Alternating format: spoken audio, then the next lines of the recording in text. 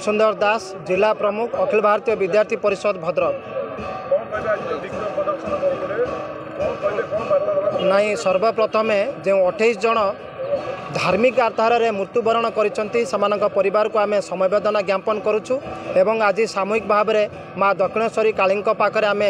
श्रद्धांजलि अर्पण कलु एवं विक्षोभ प्रदर्शन करूँ जे पाकिस्तान आर्मी चीफ पाकिस्तान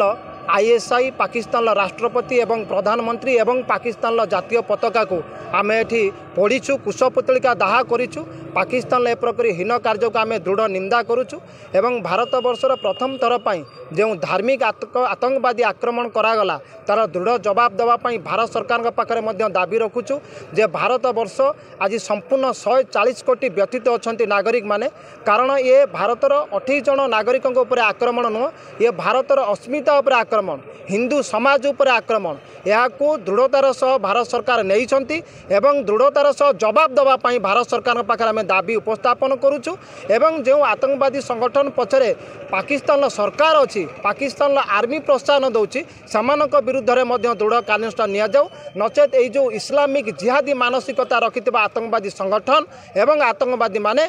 भारत वर्षर कौन ना कौन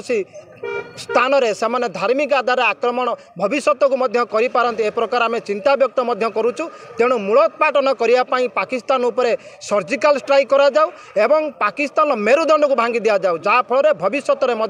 में साहस करना कौन गोटे हिंदू को भारत में नुहे समग्र विश्व में हत्या करने।